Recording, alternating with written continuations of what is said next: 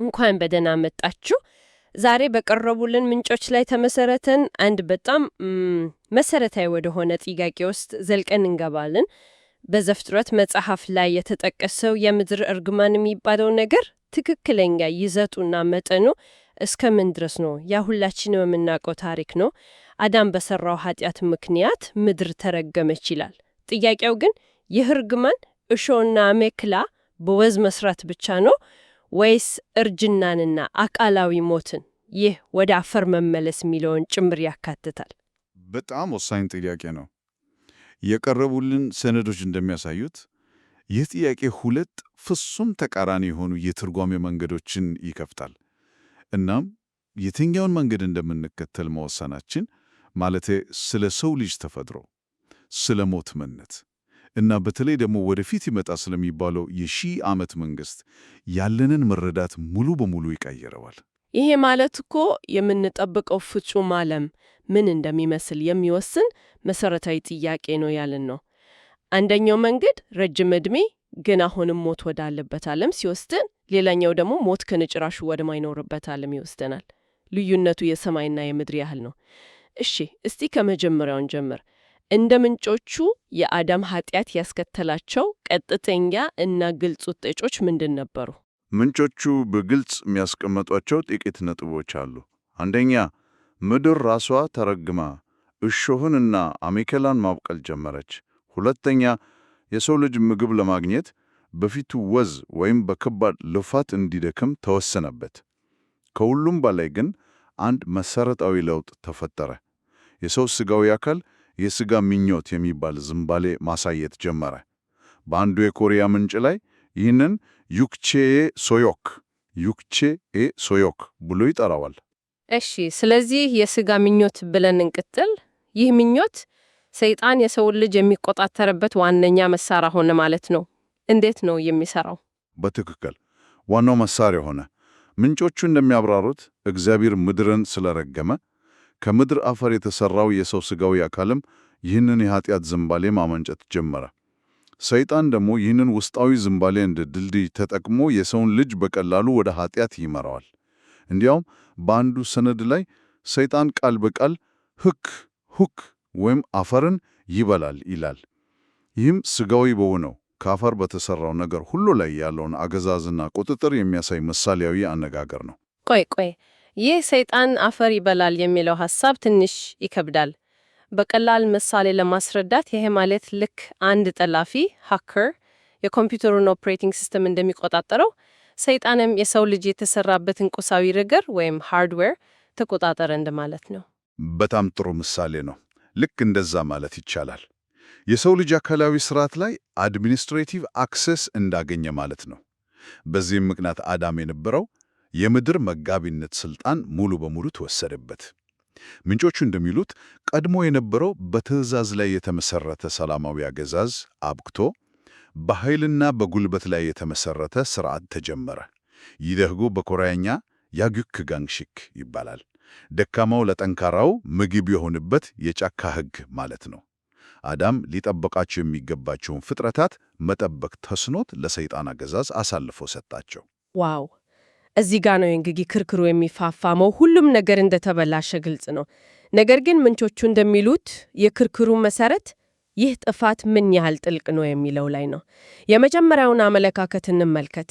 እርግማኑ አካላዊ ሞትን አያካትትም የሚለውን። ልክ ነው። ይህ የመጀመሪያው አመለካከት እንደሚለው የእርግማኑ ወሰን የሥጋ ምኞትንና የምድርን መበላሸት ብቻ ያካትታል። በዚህ አስተሳሰብ መሰረት ሥጋዊ ሞት ማለትም ሰውነት በስብስቦ ወደ አፈር መመለስ አዳም ኃጢአት ከመስራቱ በፊትም የነበረ ተፈጥሯዊ ሂደት ነበር። ልክ እንደ ሌሎቹ እንስሳትና እጽዋት ሁሉ የሰው አካልም ከተወሰነ ጊዜ በኋላ እንዲበሰስ እና ወደ አፈር እንዲመለስ ሆኖ ነው የተፈጠረው ይላል ነው። ታዲያ አዳም ከሌሎቹ እንስሳት በምን ላይ ነበር? ዝም ብሎ የሚሞት ከሆነ ልዩ የሚያደርገው ምንድን ነው? ልዩነቱ አዳም ከእግዚአብሔር የሕይወት እስትንፋስን መቀበሉ ነበር። በዕብራይስጥ ናሸማ፣ በአንዱ የኮሪያ ምንጭ ላይ ደግሞ ሴንጌ ተብሎ የተጠቀሰው ይሄ ነው። ይህ እስትንፋስ ተራ አየር ሳይሆን አካሉ እንዳያረጅ እንዳይበሰብስና እንዳይሞት የሚከላከልለት ልዩ መለኮታዊ ኃይል ነበር። እሺ፣ ልክ እንደገባኝ ላጠቃልለው።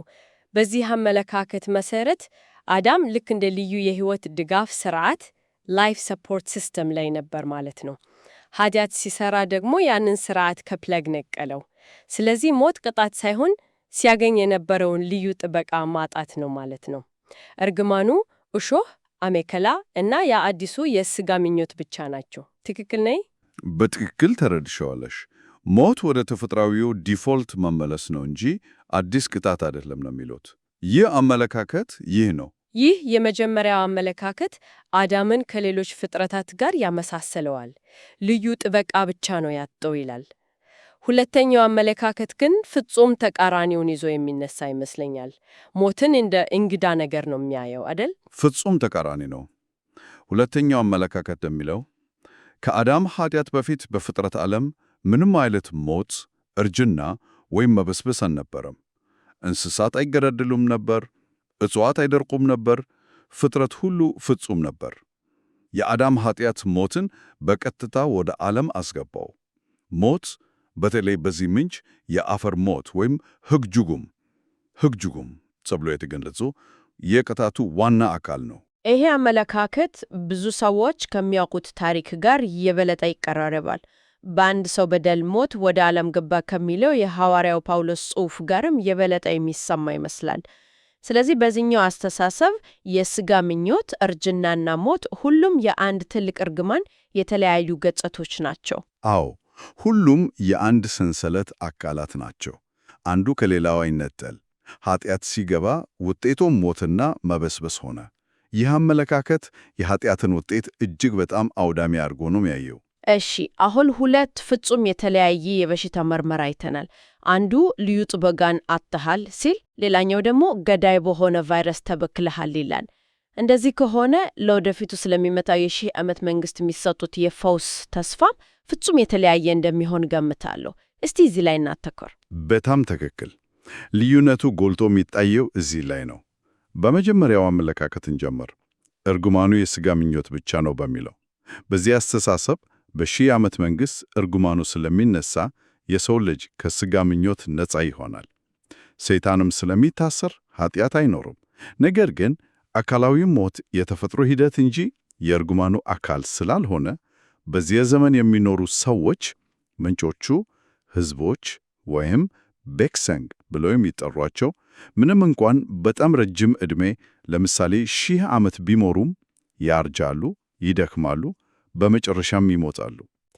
ለ1000 ዓመት ከኖርክ በኋላ እምትሞት ከሆነ እርግማኑ ተነስቷል ብሎ መናገር ይከብዳል። በቃ ረጅም ዕድሜ ያለው እስር ቤት ይመስላል። ምንጮቹ ይህንን እንዴት ነው የሚያስጸድቁት? ማስረጃ አላቸው? አዎ፣ ይህንን ለመደፈፍ ከዘካርያስ መጽሐፍ አንድ ጥቅስ ያቀርባሉ። ሽማግሌዎችና አሮጊቶች ከእርጅና ብዛት የተነሳ እያንዳንዳቸው ምርኩዛቸውን በእጃቸው ይዞ በኢየሩሳሌም አደባባይ ይቀመጣሉ የሚለውን። ምርኩዝ መያዛቸው የእርጅናና የአካል ድክመት ተፈጥሯዊ ሂደት ሆኖ እንደሚቀጥል ያሳያል ብለው ይተረጉማሉ። ረጅም ዕድሜ እንጂ ዘላለማዊነት የለም ነው የሚሉት። እሺ፣ የሌላኛው ወገንስ አተረጓጎም እርግማኑ ሞትንም ይጨምራል የሚለው አመለካከት ስለ 1000 ዓመት መንግሥት ምን ይላል? ያ ዓለም ምን ይመስላል? በሁለተኛው አመለካከት መሠረት የ1000 ዓመት መንግሥት ማለት ፍጹም መታደስ ማለት ነው። እርግማኑ ሲነሳ የሥጋ ምኞት ብቻ ሳይሆን አካላዊ ሞት፣ እርጅናና መበስበስ ሙሉ በሙሉ ይወገዳሉ።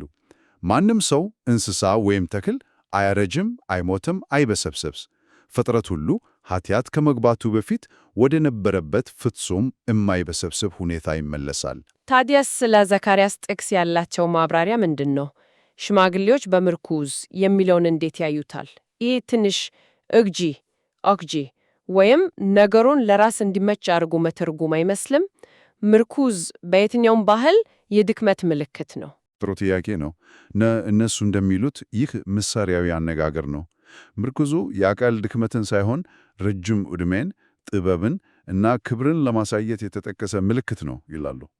በዚያ ዘመን ሽማግሌ መሆን የክብርና የሥልጣን ምልክት እንጂ የመድከም ምልክት አይሆንም። ይህንን አመለካከታቸውን ለማጠናከር ደግሞ ከሮሜ መልእክት ምዕራፍ 8 ይጠቅሳሉ። ፍጥረት ከጥፋት ባርነት ነፃ ለመውጣት በተስፋ ይጠባበቃል የሚለውን ከጥፋት ባርነት መውጣት ማለት ከመብስበስና ከሞት ነፃ መውጣት ነው ብሎ ይሞግታሉ። ቸንካን ይቺ የኢየሱስ የማርጀት ጉዳይ በጣም ወሳኝ ነጥብ ናት። የመጀመሪያው አመለካከት ሞት ተፈጥሯዊ ነው የሚለው ሊመልሰው የሚገባው አንድ ትልቅ ጥያቄ አለ። ምንጮቹም ያነሱታል። የሕይወት እስትንፋስ ወይም መንፈስ ቅዱስ እርጅናና ሞትን የሚከላከል ከሆነ በመንፈስ ቅዱስ የተሞላ የነበረው ኢየሱስ ለምን አረጀ? በወንጌል ላይ ሰዎች ገና 50 ዓመት ያልሞላህ ሲሉት ይናያለን። ይህም ማለት የእርጅና ምልክቶች በሥጋው ላይ ይታይ ነበር። በጣም ወሳኝ ጥያቄ ነው። ከሁለተኛው አመለካከት አንጻር የሚሰጠው መልስ እርግማኑ ግለሰባዊ ብቻ ሳይሆን ፕላኔታሪ መሆኑ ነው። ምድር ራሷ ከነ ኤሯ ከነ አፈሯ በኃጢአት ምክንያት በሰይጣን ግዛት ስር ነበረች። ስለዚህ በዚህ በተረገመ ሥርዓት ውስጥ የተወለደ ማንኛውም ሥጋዊ አካል ኢየሱስን ጨምሮ ምንም እንኳን ግላዊ ኃጢአት ባይኖረም እንኳን ለአካላዊ እርጅናና መብስበስ ሂደት ተገዢ ነበር። ስለዚህ እርግማኑ ከግለሰብ ኃጢአት በላይ የሆነ ልክ እንደ ከባቢ አየር ብክለት ሁሉንም ያጣቃ ነገር ነበር ማለት ነው። ንጹሕ ብትሆንም የተበከለ አየር መተንፈሱ አይቀርም እንደማለት ነው። በጣም አስገራሚ ሐሳብ ነው። ሂዳጎ ወደ ሌላ እንቆቅልሽ ይወስደናል። በሺህ ዓመቱ መጨረሻ ላይ ሰይጣን ከእስራቱ ተፈቶ ብዙዎችን ያታለላል ተብሎ ተጽፏል። እርግማኑ ከተነሳና የሥጋ ምኞት ከሌለ ሰዎች እንዴት ሊጣለሉ ይችላሉ? የኃጢአት ምንጭ ከውስጣቸው ከተወገደ ለምን ለፈተና ይወድቃሉ? ይህ ነጥብ የክርክሩን ልብ የሚነካ ነው። ምንጮቹ በተለይ ከሁለተኛው አመለካከት አንጻር አሳማኝ የሆነ ማብራሪያ ይሰጣሉ። የመጀመሪያው አዳም የሥጋ ምኞት አልነበረውም። አካሉም ሆነ ውስጧ የተፈጥሮ ፍጹም ነበር። ነገር ግን ተታልሏል። ይህ ምን ያሳየናል? ፍጹም በሆነ ሁኔታ ውስጥም ቢሆን የሰው ልጅ የመምረጥ ነፃነት ስላለው ያለ ውስጧ የኃጢአት ዝንባሌም ቢሆን ሊታለል እንደሚችል ነው። ፈተናው የሚመጣው ከውስጣዊ ብልሹነት ሳይሆን ልክ በኤደን ገነት እንደነበረው ከውጫዊና እጅግ ኃይለኛ ከሆነ ውሸትና ማታለል ነው። ይህ ማለት በሺህ ዓመት መንግሥት የሚኖሩት ሰዎችም ልክ እንደ አዳም ይሆናሉ ማለት ነው።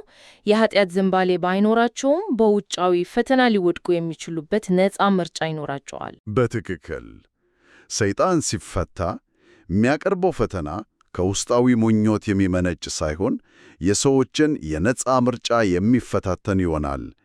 ምንጮቹ አንድ ምሳሌ ይጠቁማሉ።